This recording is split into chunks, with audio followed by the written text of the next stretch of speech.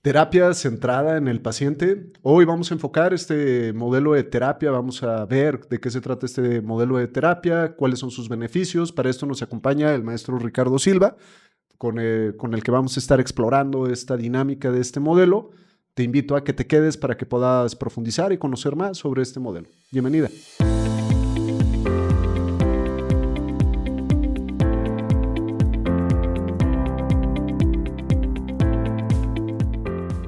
Pues bienvenido, Ricardo. Me da Muchas mucho gusto que gracias. estés aquí y me da más gusto que nos platiques acerca de qué trata esta Ujú. terapia centrada en el paciente. Ok.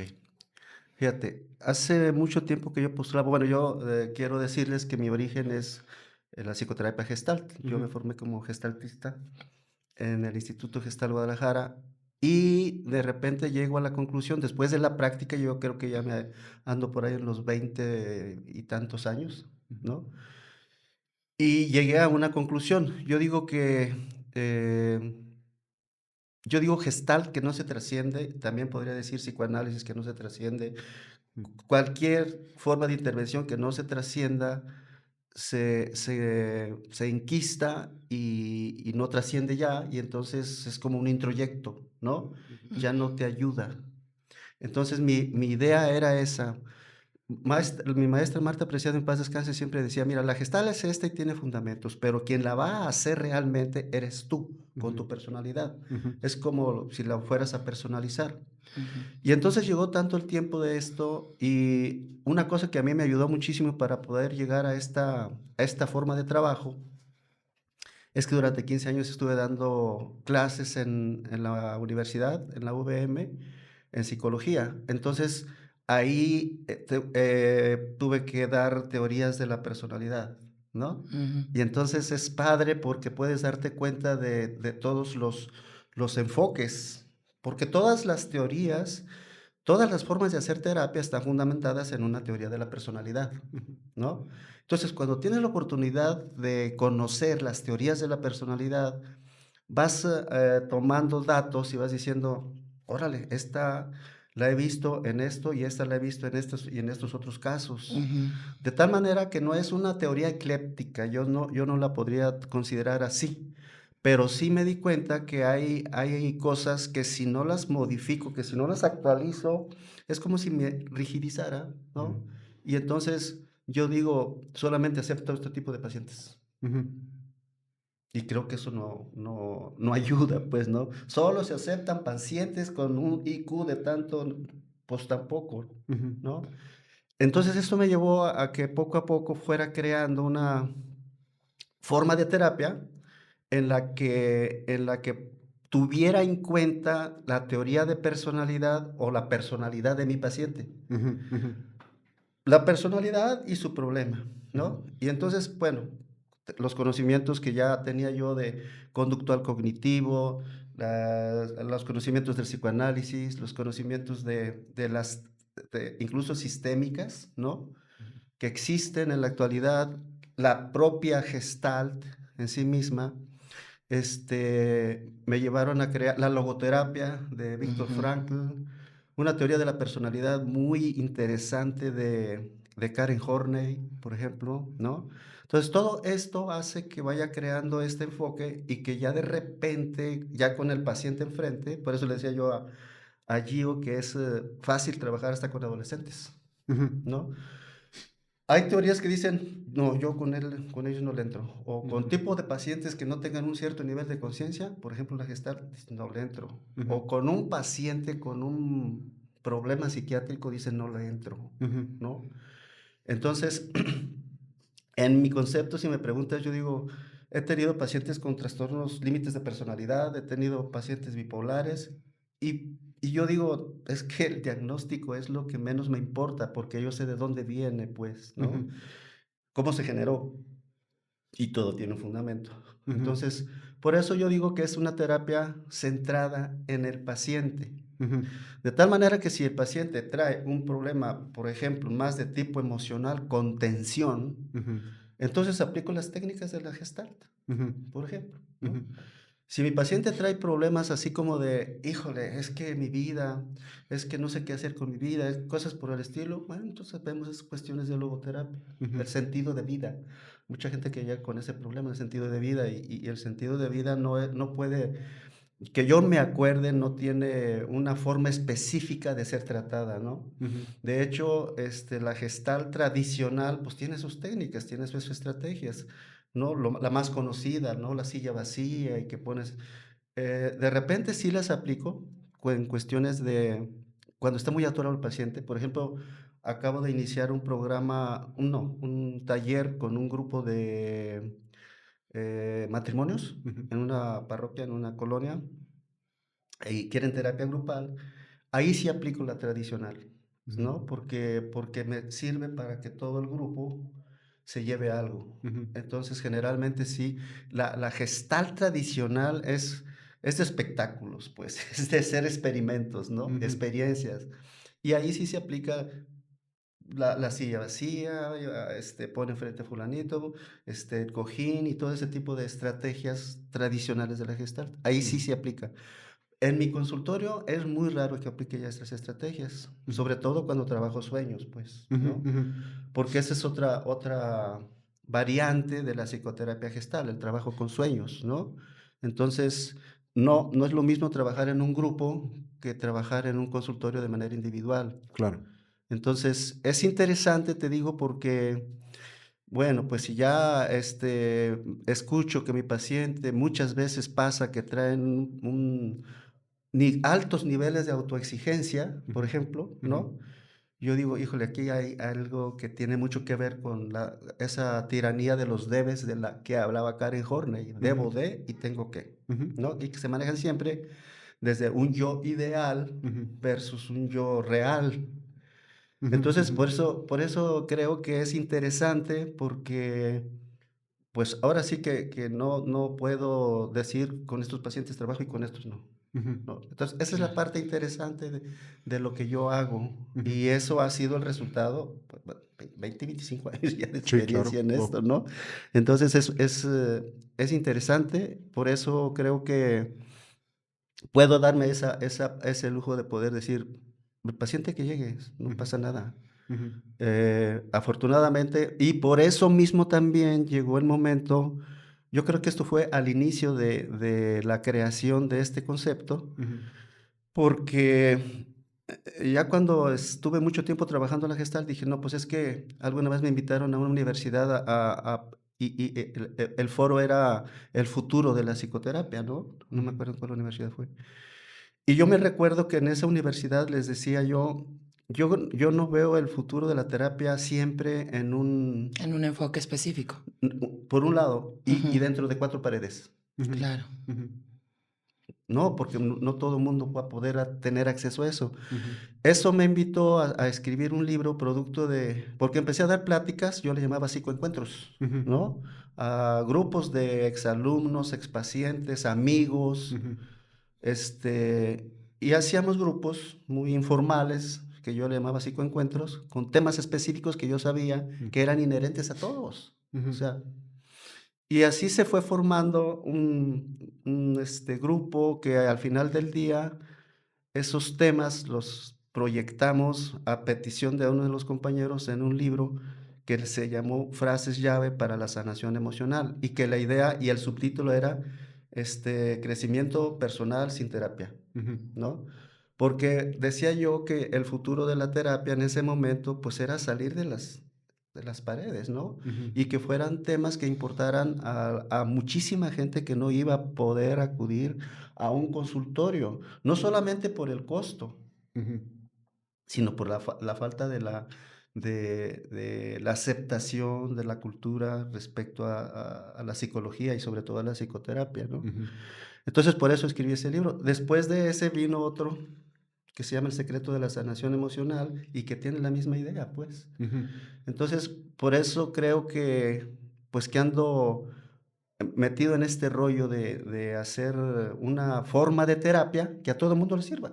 Ya. O sea, como una terapia que sea un traje a la medida del paciente. Podríamos decirlo, ¿sí? Sí, porque pues no todas las personas somos iguales Entonces, cada uno va a venir con esta dinámica, a lo mejor con autoexigencia, a lo mejor con herida de abandono, Exacto. etc, etc. Pero a final de cuentas somos diferentes. Sí. Entonces, tú te enfocas en estar viendo, por lo que entiendo, a la persona y las características y no estás casado como con una teoría exactamente. Eso es lo No, que... sí hay algo que tomo mucho en cuenta, ¿no? Ujú. Sobre todo cuando hacía la presentación del segundo libro, El secreto de la sanación emocional, yo me pregunté en la presentación, dije, ¿de qué voy a hablar? Porque si estoy hablando de la sanación emocional, significa que hay heridas, Ujú. ¿no? Claro. Y entonces, investigándole un poco, me daba cuenta que hay heridas que son inevitables en la infancia. Más allá, Claro. más allá de los típicos abusos, ¿no? Físicos, emocionales o psicológicos, no. 4 heridas que yo creo que nos corresponden a todos, que tienen mucho que ver con necesidades básicas del niño desde el momento de su nacimiento. ¿Por qué? Porque nunca somos tan vulnerables como desde el momento de nuestro nacimiento, ¿va? Y en ese sentido dije yo, bueno, vamos buscando esas heridas. Y llegábamos a la conclusión de que hay 4 sobre todo, ¿no? Psicológicas, que son necesidades psicológicas, más como si fueran una necesidad de alimentación material. Estas necesidades de las que habla, por un lado, el humanismo, es la necesidad de pertenencia, tener una familia, tener alguien que además le brinde ese sentido de seguridad. Generalmente la seguridad te la brindan cuando sabes, tengo una familia, tengo un papá, tengo una mamá, y ahí ya puede haber problemas, Ujú. muchos problemas, Porque porque depende de la percepción, ¿no? También tiene que ver eso. también tiene que ver de cómo lo perciban, Claro. pero sobre todo el trato. A mí me ha tocado trabajar con mucha gente que prácticamente no vivió con su familia de origen, por ejemplo, ¿no? Que no les faltó la atención porque que si los tíos, que si los abuelos, sí, pero no es lo mismo. La seguridad ligada entonces al sentido de pertenencia. Y luego ya más adultos, más grandecitos los niños, pues la necesidad de ser reconocidos, valorados. ¿Por qué? Porque están estrenando, ¿cómo se dice? Habilidades nuevas, motoras, y si no hay ese reconocimiento, se genera una herida. Porque del reconocimiento y la valoración también depende el sentido de sentirse amados, ¿no? La gran mayoría de los problemas están fundamentados o basados o tienen un origen en estas 4 heridas. Eso sí lo tengo muy claro, pues, en cada paciente. Ya las formas de trabajarlas ya son diferentes, Ujú. pero sí hay algo que está en el origen de los problemas de todo ser humano, a tal grado de que, pues, muchas patologías vienen de ahí, ¿no? De no ser cubiertas estas necesidades. Ya. Yo me llevo hasta ahorita, Ricardo, como para ir haciendo una recopilación,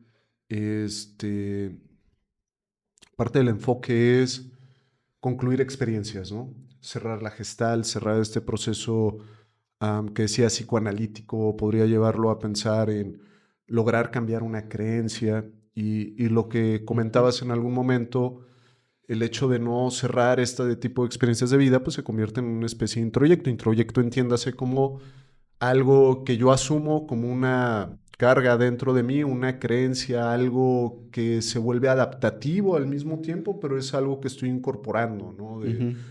De algo fuera de mí. Y de ahí veo que dentro de tu desarrollo me llama mucho la atención, entras en este punto multiparadigmático, ¿no? Es decir, de alguna manera agarrar muchos enfoques, que es uno de los temas de psicología que se vuelven muy, muy interesantes dentro de la psicología. La psicología sufre, la otra vez escuchaba a un maestro, me gustó mucho, dice, la psicología sufre un trastorno de identidad, ¿no? ¿Y por qué sufre un trastorno de identidad? Porque es difícil que la psicología propiamente pueda llegar a tener una identidad propia. ¿En qué sentido? Para que algo sea ciencia, todas las personas tuvieron que llegar a un consenso de algo, ¿no? Entonces, regularmente, si nosotros nos vamos a nutrición, nos vamos a química, nos vamos a física, existe un consenso generalizado sobre una visión. En psicología no. En psicología ese es uno de los temas de psicología y de hecho es una de las grandes cosas que nutre a la psicología, el hecho de que existen múltiples enfoques para tratar de interpretar el mismo fenómeno o lo que está surgiendo en el paciente, ¿no? Es decir, lo mismo que está transitando un paciente, lo puedo ver desde una mirada cognitiva conductual, lo puedo ver desde una mirada psicoanalítica, lo puedo mirar desde la Gestalt, lo puedo mirar, etc, etc. Puedo darle muchísimas miradas, ¿no? a lo que sucede al paciente. Y de hecho, escuchando un video, ahorita no me acuerdo de este doctor muy interesante, doctor Marín, creo que se apellida, un español muy enfocado en el tema de psicosomática, él es psiquiatra, y él dice, bueno, y creo que es uno de los puntos que comentabas, Ricardo, y se me hace muy importante, sumamente importante. Dice, al final, teoría y técnica, de alguna manera hasta se vuelven irrelevantes. ¿En qué sentido? Se vuelve mucho más importante en algún momento el terapeuta. Correcto. Es decir, ¿y desde dónde está parado el terapeuta? ¿Cómo está haciendo este acompañamiento? Y él dice, más que buscar aprender una teoría y una técnica, mejor aprender de los terapeutas cómo modelan también su presencia, cómo acompañan, cómo vinculan, cómo se hacen presentes en el momento, cómo se ponen en presencia cuando están frente a alguien, ¿no? No sé si me perdí en algún punto, pero te escucho como retomando todas estas ideas y centrándolas en un solo punto, como en este modelo donde no es excluyente, más bien es incluyente, independientemente de la persona que venga, de qué forma, de lugar yo como terapeuta le digo al paciente, mira, acá te vas a sentar en una silla vacía y se te acabó la vida, ¿no? De lugar de yo agarrar y meterlo en una cajita de una técnica, tengo como esta diversidad de miradas, tengo esta diversidad de visiones y le permito al paciente yo más bien adaptarme a su necesidad, ¿no? A lo que está viviendo en ese momento. Sí. Fíjate, ahorita que te escuchaba, me parece interesante porque al final del día puedo resumir esto que hago de repente en un círculo, ¿no? Por eso que mencionabas el fenómeno humano del que hablaba Teilhard de Chardin. Hay un evento externo, muy conductual, no le diría yo el conductismo. Bueno, hay un evento externo, pero luego hay una lectura. Ahí entra la parte más conductual cognitiva. Si la lectura que estoy haciendo del evento externo está equivocada, entonces el sentimiento está equivocado. Y entonces mi reacción también está equivocada, ¿no? Entonces, de alguna manera, en ese círculo reúno estos elementos, estas teorías tan diferentes, pues, de cada una, ¿no? Ya dependiendo de otro tipo de datos, ya es como se hace la intervención. Pero yo me he percatado que la gran mayoría de nuestros problemas emocionales es que hacemos lecturas equivocadas, no solamente de los eventos externos, sino de nuestros sentimientos, ¿no? Entonces, hay un evento, hay una lectura, un pensamiento, una creencia instalada, ¿no? Una frase que tengo es que el problema de una creencia instalada es que siempre vamos buscando evidencias para comprobarla, no para desacreditarla. Busco evidencias para comprobarla. Sí, claro, ¿no? Claro, pues por eso estamos tan limitados de pronto, ¿no? La frase con que lo defino es, de repente se me antojan cosas así muy sencillas. El que trae el martillo en la mano a todo le ve cabeza de clavo. Sí, esta frase de Mark Twain, muy buena, muy buena. Sí. Y creo que definitivamente es eso, ¿no? La relación entre el significado y el significante. Es decir, los sucesos que van surgiendo dentro de la vida, los significados que le voy dando, ¿no? Y qué valioso irme empoderando, ir ampliando mis propios significados, ¿no? Porque si no voy a continuar en esto que tú comentas, Ricardo, van a seguir sucediendo cosas en mi vida, aunque sean diferentes, pero yo desde mis propias distorsiones voy a volverle a dar los significados una y otra vez, pues significados que se vuelven como limitantes, ¿no?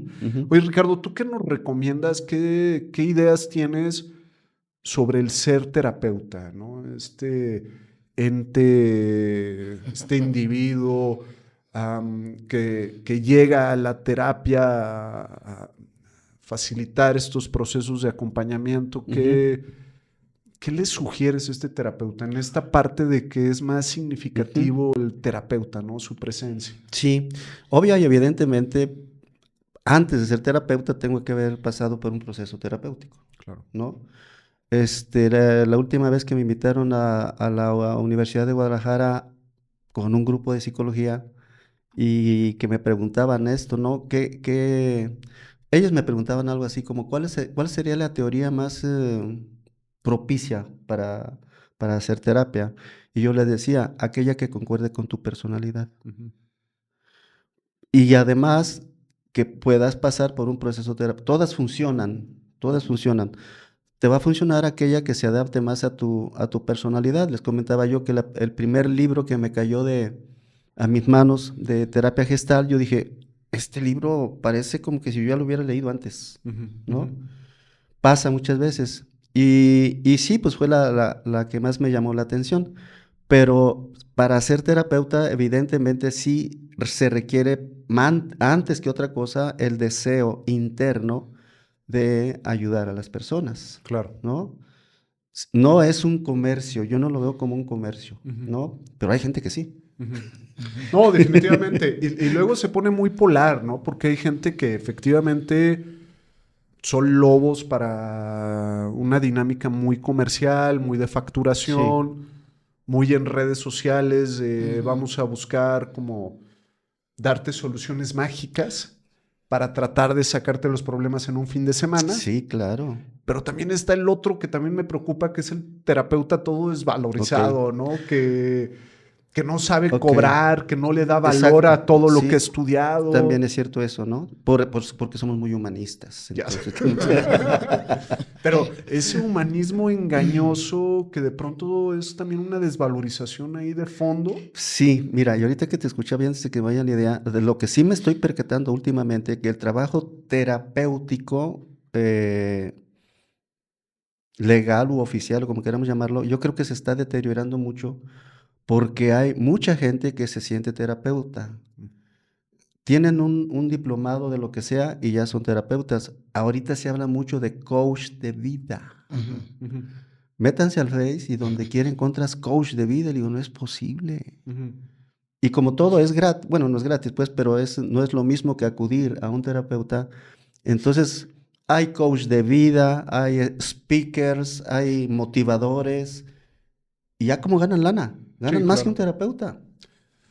Sí. Entonces, en ese sentido es en donde yo creo que la labor del terapeuta bien, ¿cómo se dice? Bien formado, ¿no? Profesional, híjole, sí se está deteriorando un poco. Que aquí yo lo que veo, Ricardo, y se me hace un tema fuerte, yo creo que es un tema de fronteras. ¿En qué sentido un tema de fronteras? No están muy bien definidas ciertas fronteras en el ámbito del ser terapeuta, el ser psicólogo, ser psicoterapeuta. Como que esas fronteras se han ido diluyendo un poco. Ahora la psicología, buena o malamente, habría que reflexionarlo, cae en este paradigma que es un paradigma. ¿Y que es un paradigma? Un paradigma es una creencia. Eso es un paradigma. Totalmente. Es una idea, ¿no? De la medicina basada en evidencias o todo lo que sea terapia basada en evidencias, y la psicología ahorita está muy armada desde acá, pero me lleva a una reflexión también profunda. Ahí les va.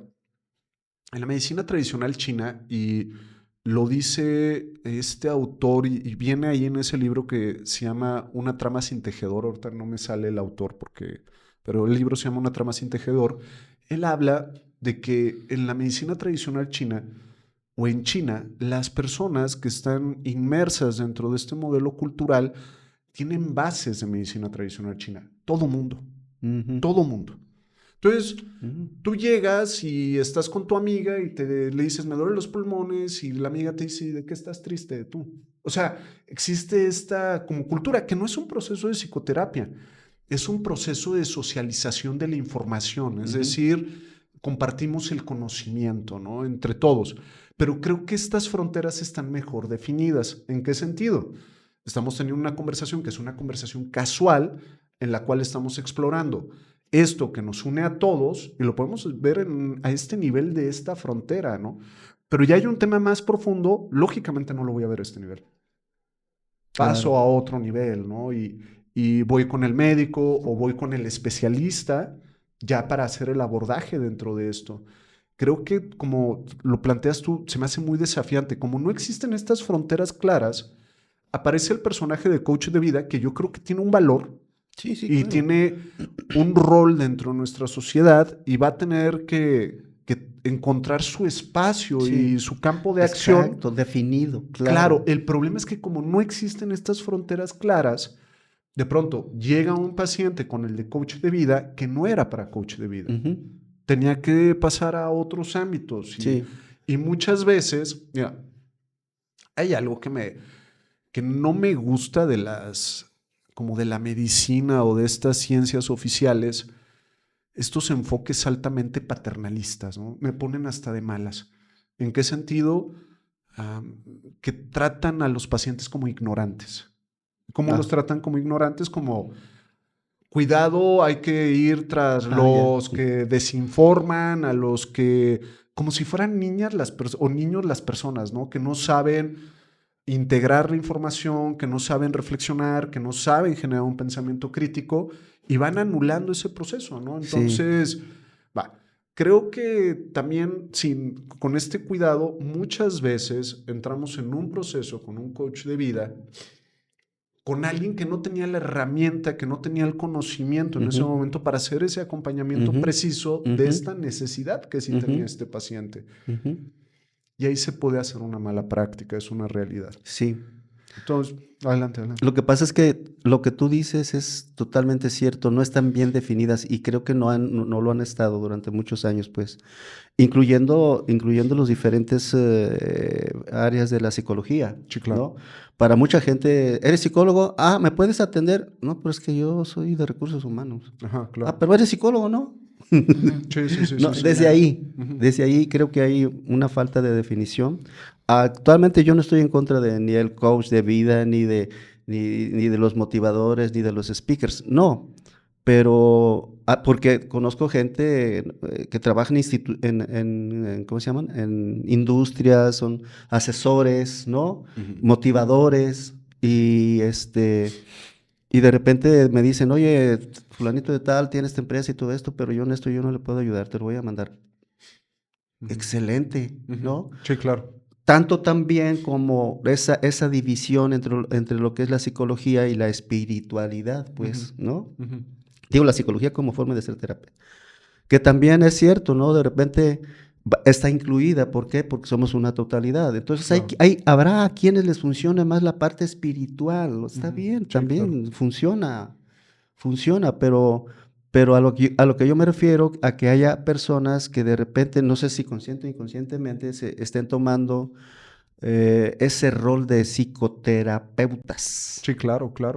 Y ahí la que está en riesgo siempre, pues es la persona, ¿no? Sí, El usuario. Va a pasar una mala experiencia y Sí. ese es el punto. Creo Mira, que a mí me han tocado trabajar con personas que llegan totalmente psicotizadas prácticamente, porque estuvieron en un grupo. Estos grupos famosos. Híjole, mano, que les dan con todo y 3 días intensísimos y llegan sin encontrarse. Entonces, eso a mí se me hace muy antiético, pues, Sí, ¿no? claro. Porque no cuidan a la persona. Entonces, sí creo yo que es bien importante eso, pero bueno, pues a quién le toca. Sí. No, y lo que surge es que se vuelve una danza para mí muy curiosa. Hay una necesidad. Sí, claro. Y me llama la atención, porque no es barato esos procesos. No. No. Cómo las personas al final cayeron en un proceso así en la búsqueda de una necesidad. O sea, es que es lo que me... La mercadotecnia, se los venden. Sí, esa es una, y estoy completamente de acuerdo contigo, Ricardo, pero más en el fondo. Mira, me gusta a veces como trasladarlo hacia acá y llevo mucho esta reflexión. Psicología de la salud. Ahorita algo que yo estoy estudiando está muy enfocado en psicología de la salud y he tenido que retomar muchos temas de psicología de la salud. En los libros que se llevan o que se deberían de llevar a la universidad, porque no se ve casi psicología de la salud en la universidad, los libros que son como los de McGraw-Hill y todos estos que serían los que hay que estudiar, cuando abres el libro de psicología de la salud, hay un pequeño, o sea, 6 párrafos, 5 párrafos dedicados a la psicosomática. Todo lo demás es prevención, qué hacer como psicólogo para prevenir enfermedades y qué hacer como psicólogo cuando el paciente ya está enfermo para propiciar conductas de adherencia a tratamientos, etcétera, etcétera. Me llama la atención que la psicosomática esté tan desatendida. Sí. Eso me explica el por qué van saliendo tantos enfoques, que la descodificación, que las 5 leyes biológicas, que bla, bla, bla, bla, bla, para empezar a hacer la interpretación de síntomas. ¿Por qué? Es una necesidad que está no satisfecha. Entonces, sí, es mercadotecnia, te venden una idea, pero como lo comentabas hace rato en relación a estas heridas, ¿qué necesidad se encuentra atrás que lleva a las personas o cuánto sufrimiento están experimentando? Que los llevan a buscar eso. Es correcto. Que lo llevan a buscar eso y de forma inmediata, porque son estos, y no estoy haciendo una crítica, solamente estamos enfatizando en esto, es 3 días, ¿no? 3 días con un costo Ándale. X, pero entonces la siguiente semana es otros 3 días, entonces vamos a pensar que ya en un mes ya te venden la idea de que tú ya vas a estar sano, ¿no? Y es como nada más, como cuando nada más le das una pintadita y después se va a venir todo, se va a venir abajo, y es esto que platica Ricardo, que de repente llegan personas mal, o sea, llegan quebradas totalmente, porque al llegar a esta clase de lugares, les abren una caja de Pandora. Y a lo mejor iban por un evento, y obviamente todos tenemos un montón de eventos, ¿no?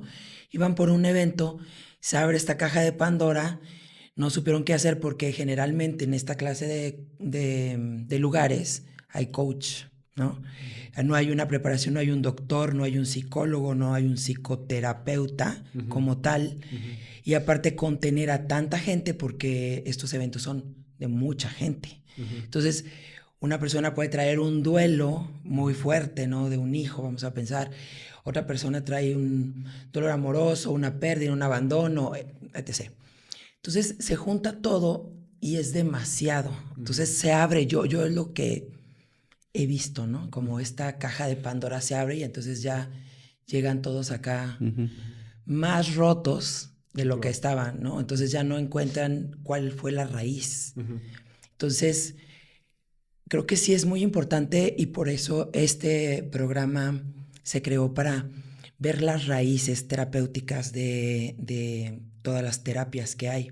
Y es muy importante, desde mi punto de vista, que se den cuenta qué es lo que te está pasando. A veces no sabemos qué nos está pasando, pero sí saber que podemos ir con un especialista en lugar de estar en esta clase de grupos. Y no estoy diciendo nada en contra de estos grupos, sino es que creo que estos grupos no son para todos, ¿no? Entonces, si tú estás muy, muy fregadito, ¿no? Como muchos lo hemos estado, pues te va a abrir, y eso es lo que va. Y incluso a veces hay unas consecuencias peores, ¿no? Entonces llegan los pacientes muy, muy mal a las terapias, y entonces dices, ¿y ahora cómo por dónde empiezo? Claro. ¿No?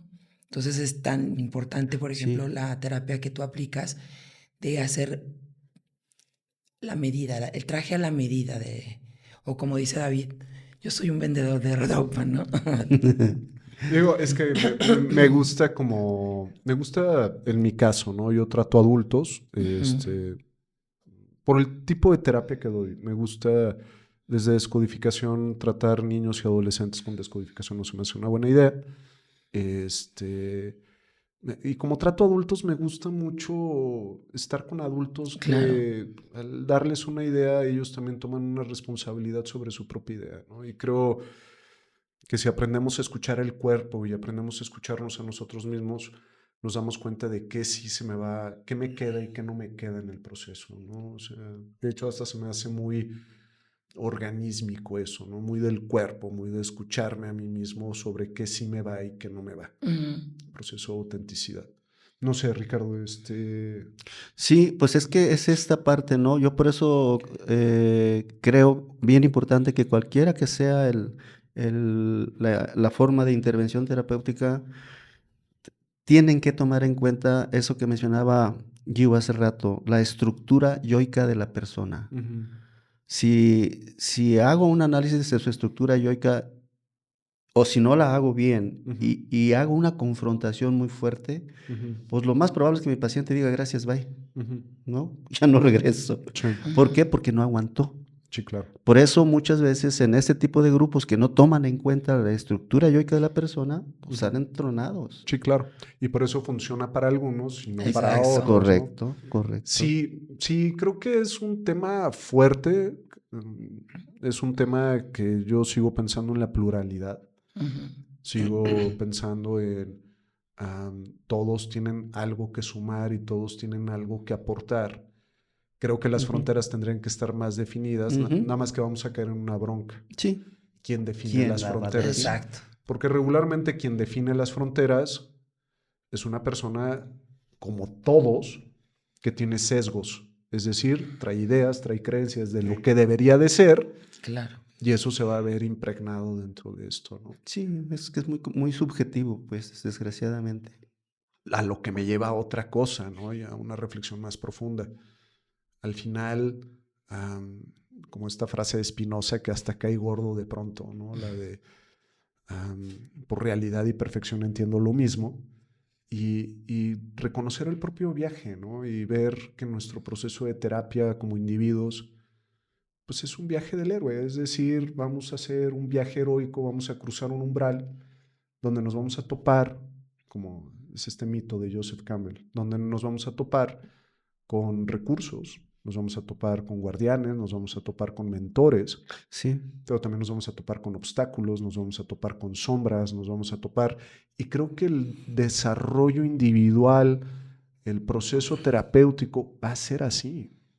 Voy a llegar con el psicólogo, psicoterapeuta más excelso sobre la faz de la tierra que le ha funcionado a muchísima gente y para mí va a ser una sombra, va a ser un Exactamente. obstáculo. totalmente. ¿Por qué? Porque no calibró esa persona ese día. Este, no sé, no durmió bien, algo, no calibró y en mi proceso ya se convirtió en un obstáculo, ¿no? Sí.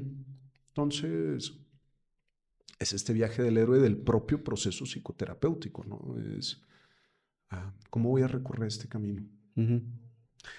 Ok, es muy difícil, pues, ¿no? Aquí la única, no la única, pero una de las recomendaciones en términos generales sería esa, ¿no? Que vieran, que checaran muy bien el perfil de la persona con quien se acercan en la búsqueda de una ayuda y que pudieran darse la oportunidad de descubrir si se trata de un profesional Ujú, o si se trata nada más de una persona que con buenas intenciones, ¿no? ujú, Ujú. Quiere ayudar, pero que no tiene las herramientas. ujú, Pero como dijo Giva hace rato, lo que pasa es que ya por la prisa, lo que quiero es ya salir rápido y pagar lo que sea, y muchas veces se crean fantasías, pues. sí, claro. Entonces, ojalá y las personas que escuchan se dieran la oportunidad de que cuando tengan necesidad de acudir a alguien en busca de una ayuda, Ujú, investiguen primero su perfil. Y también investiguen qué tipo de terapia es, ¿no? Porque a Claro, claro. veces no saben y bueno, yo No, de gran mayoría. fíjate que a mí me gusta más este tipo de enfoque donde le haces el traje a la medida Ujú. o eres el vendedor de ropa que le das exactamente lo que necesita la persona, ¿no? O sea, Sí, vas viendo, vas buscando, te vas dando cuenta de qué es la necesidad y el mismo paciente. Pero creo que lo que dice David es muy importante, ¿no? Esta parte del terapeuta o psicoterapeuta, etc., tiene que estar también alineado con su propio ser para no llegar con estas desventajas, ¿no? De no durmió bien, no durmió bien, trae problemas, o sea, trae ahí una tore, entonces llego con el otro y entonces no estoy completamente con el paciente y creo que ahí es cuando surge la dinámica, sí. ¿no? Digo, y me gustaría ir retomando esto, Isa, lo que comentaba Ricardo hace un momento, el hecho de porque creo que nos desviamos un poquitito, el terapeuta y su proceso. Sí, claro. Es decir, que para ser terapeuta Tienes que tener un proceso. tuviste que haber tenido un No, proceso. no, desde el Y ahí principio. sí, en tema de fronteras lo veo muy interesante. Muchos de los que están en este segmento de la ayuda y no han caído en un ámbito ya más profesional, no han vivido casi proceso terapéutico. Y ahí sí se me hace un tanto desafiante en el sentido de cómo vas a acompañar a otro. La voy a poner muy fácil, ¿eh? Sí, claro. ¿Cómo quieres acompañar a otro si no te sabes acompañar a ti? Claro. Porque eso es lo que aprendemos al final en las habilidades terapéuticas. No, y al final del cuenta no lo ves, no ves el problema. Ujú. Si no lo ves en ti, no lo ves en el otro. Claro. Entonces no lo vas a poder trabajar. No, no lo vas a poder trabajar porque entonces te enganchas. Y entonces haces que el paciente haga cosas que tú hubieras querido hacer. O que piensas que son correctas. O que piensas que son correctas. exacto. Cuando, pues, un terapeuta solamente es un acompañante. Sí, ¿no? O sí. sea, es un guía, pero no te va a decir No, hombre, qué sí. hacer. Te puede sugerir, pero a final de cuentas te tiene que enseñar a Sí, ser responsable. sí. para que Pero tomes es tus cierto, hay decisiones. cosas que no los vemos. Yo me acuerdo en una sesión de terapia, estaba una de las compañeras trabajando en el instituto y de repente al final de la sesión, me acuerdo que Marta Preciado, en paz descanse, le preguntó a la terapeuta en ese momento, oye, ¿no te diste cuenta de que te estaba mandando mensajes de un abuso? Dice ella, no. ¿Y qué era lo que pasaba? Pues que ella traía un abuso y Claro. no lo quería ver. ¿no? Claro. Entonces, no lo ven realmente o no lo quieren ver. Sí, sí, Entonces, sí, sí. de ahí coincido muchísimo contigo con la importancia de un proceso, Sí. ¿no? Para poder tener esa certeza de que sí le voy a ayudar a la gente. Ujú. Y otra cosa bien importante, el proceso no termina nunca. No, no. Es un proceso constante. Tiene que estar siempre ahí. ¿Por qué? Porque estamos creciendo, la evolución de la conciencia, las circunstancias externas. Ya vimos lo que pasó con el COVID, Sí, claro. Ujú. todo lo que afectó, las circunstancias actuales, Ujú. ¿no? Que estamos Ujú. viviendo. Entonces, sí tiene que ser algo en lo que tenemos que estar muy, muy constantes, pues, ¿no? En esta actualización de las cuestiones emocionales, psicológicas que se van a ir presentando. Que crece la sociedad y crecen los problemas. Por Claro, supuesto. claro. Y el proceso terapéutico, coincido al 1000, no termina. Es decir, necesitamos seguir este proceso. Sí, Nosotros como sí. individuos dándole, ¿no? A veces en grupos aquí en clase me sorprende alguna paciente alguna alumna que las pongo a hacer algún trabajo y una de las frases es, no tengo nada que trabajar, ¿no? Y para mí eso es un foco rojo significativo porque entonces no estamos muy conscientes, ¿no? De los procesos en este momento en nuestra vida, de las metas que quiero alcanzar o de los problemas que quiero resolver, ¿no? Hacia cualquiera de los dos ámbitos. Entonces, creo que es muy significativo. ¿Qué otro elemento ves entonces, Ricardo, también importante en este ser terapeuta? Estamos viendo dos elementos que rescato hasta este momento, me dicen si me perdí por ahí.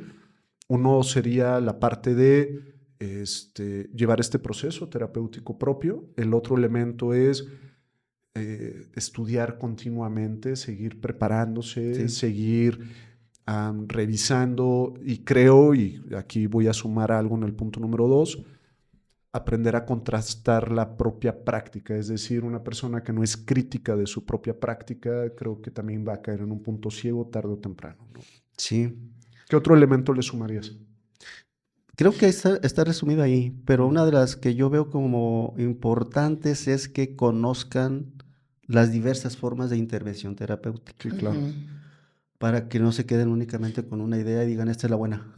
Sí, claro, claro, claro. Entonces, afortunadamente, creo yo, las universidades pueden brindar esta otra oportunidad. Esa oportunidad, pues, de que conozcan las diversas formas de intervención terapéutica, pero quienes no van a la universidad, ¿cómo le hacen? Sí, claro, claro. ¿No? Pero sí, yo sí creo que sea, por eso les decía yo a los muchachos de la universidad, ¿cuál es la buena? Le digo, inicia con la que más se adapte con tu personalidad, pero no desestimes a las demás, porque todas tienen una razón de ser, pues. Sí, y que te permita ir como cambiando el mapa, o sea, que te dé la oportunidad de poder pensar, oye, ¿y si no tengo la razón desde donde abordo? ¿Y si lo que yo digo que es en realidad no es? Ese pensamiento crítico de permitir desbaratar mis propias estructuras para volver a construir nuevos referentes, creo que es algo esencial en la verdadera práctica profesional. Ahí sí ya me voy a la verdadera práctica profesional, porque la verdadera práctica profesional o un verdadero profesional para mí son las personas que no construyen a través de una generalización. Es decir, que no dicen todas las personas que tienen este tipo de conducta significa que tienen este problema atrás, ¿no? Eso es fuerte, porque eso se ve ahorita mucho en las redes, que era lo que comentabas. Sí, es que es un tema de redes, porque redes, para que tengas enganche, tienen que ser videos cortos, tienes que dar una información muy concisa y tienes que enganchar a la gente, ¿no? Entonces, tienes que construir a través de generalizaciones. Entonces, nunca encuentras la fruta que quieres en el súper, es muy probable que te hayan abandonado cuando tenías 3 años. ¿No? Tienen que construir estas causas y efectos muy concretos que están hechas a través de una generalización. Pero el problema es de que eso se traslada también en los profesionales. Claro. Que dicen, la otra vez estaba revisando con un compañero, él es conductual, su enfoque es conductismo, desde cierto matiz. Y él habla de conductas públicas y privadas, ¿no? Entonces, conductas públicas son las observables y las conductas privadas es los pensamientos, etcétera, etcétera, ¿no? Entonces, todo lo enmarca aquí. Y tiene un proceso de reflexión este hombre extraordinario, tiene una visión filosófica sobre el planteamiento muy nutrido, pero igual va a haber un punto donde se va a derrumbar el pensamiento, es decir, hay un punto de quiebre y eso es muy bonito en la psicología y el acompañamiento. Todos los modelos tienen un punto de quiebre. Por supuesto. Siempre hay un punto donde ya no pueden avanzar y por eso tienen que nutrirse de otras áreas. Sí, y eso es importantísimo. Actualmente, me decía una compañera, una exalumna que trabaja actualmente en el Hospital Comunitario San Juan de Dios, ya no hay un diagnóstico puro, ¿no? Dice, ya los diagnósticos vienen mezclados con otras clases de síntomas. Entonces, como que en este sentido, incluso la psiquiatría tiene que ajustarse, hacer ajustes, porque antes se decía, pues mira, estos son los elementos A, B, C, B, C, esto es TLP, esto es DSM-4, digo DSM-5 ya. Sí, ya. Pues no. Entonces, a lo que me refería hace rato, ¿no? Conforme va avanzando la sociedad con todo lo que con todo lo que incluye, sobre todo la tecnología, las patologías se van cambiando. Por supuesto. Entonces, sí tenemos, a mi juicio, como responsabilidad estar siempre los terapeutas actualizados en ese tipo de... Claro. Sobre todo personales, pues, ¿no? Que siempre y no poner etiquetas, ¿no? Como lo que decías hace rato. O sea, que te viene un paciente con un diagnóstico psiquiátrico y entonces no comprarte tú la idea, o sea, sí saber que existe, o sea, o que le hicieron una evaluación, pero no tratarlo con esa etiqueta, porque creo que eso es súper importante, ¿no? Sí. O sea, ya viene la personita con que tengo TP, ¿no? Entonces tú así, pero ¿cómo le hicieron? Bueno, X. Pero tratarlo como un humano, ¿no? Porque eso es lo que es, independientemente de lo que les hayan dicho, del diagnóstico exactamente que les hayan dicho, o sea, es importante tratar a al paciente y además considerar, desde la parte humana, ¿no? Desde mi forma de trabajar, para mí todo el diagnóstico psiquiátrico no es otra cosa más de que un mecanismo de defensa del yo, al dolor, algo hizo. Entonces, todos son tratables. Por supuesto. Sí, claro. ¿No? Entonces, pues en eso consiste esta terapia centrada en el paciente, es decir, después de un análisis de su estructura yoica, de su historia, de su personalidad, digo, ¿es para esto o es para esto otro? Claro. ¿No? Y a veces es nada más una confrontación, a veces tenemos que trabajar todavía más con su historia, pero todo depende de ese análisis, Claro. de su estructura yoica. Ujú. A ¿Cómo, veces. cómo cierras Ricardo, este episodio? ¿Qué te gustaría dejar el día de hoy sobre la mesa, como en este proceso de Ah, reflexión desde este modelo que... sí, a mí me gustaría, a ver, de veras, desde este modelo, pero sobre todo pedirles a la gente, porque estamos pasando por una etapa en la que cada vez se ve más claramente la necesidad de una ayuda Ujú, sí, psicológica, claro. sobre todo los niveles de ansiedad y las depresiones están, híjole, aumentando cada día. Y que tengan confianza, pues, ¿no? En que la gente, los profesionales estamos para eso, para Ujú. ayudarles. Y que a veces me preguntan, ¿y cuál es tu enfoque? Le digo, pues, ¿cuál quieres? Ya. Ujú. Sí, sí, sí, sí, sí. Entonces, porque también la gente se estigmatiza. Ujú, sí, claro. Claro. No manches, de veras. Ujú. Es que eres psicoanalista, no voy contigo. O, bueno, pues no. Ajá. ¿Cuál quieres? Cuál quieres que sea hoy?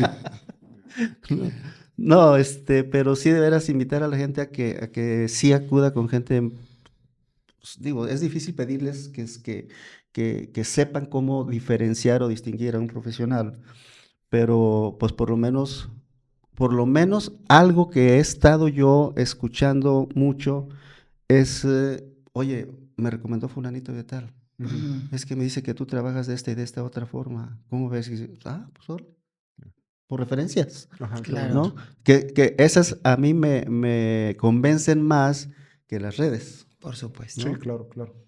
Entonces, pues ojalá y esto pueda ayudar para que la gente pueda tener más confianza, pues, en acercarse a un profesional, ¿no? Muy bien. Muchísimas gracias, Sí. Ricardo. Fíjese que- ¿Cómo cierras, Isa? No, pues yo muy bien, muy bien. Contenta de haberte tenido aquí, Ricardo, y de que nos hayas platicado una forma diferente de ver Ujú. otro tipo de terapia.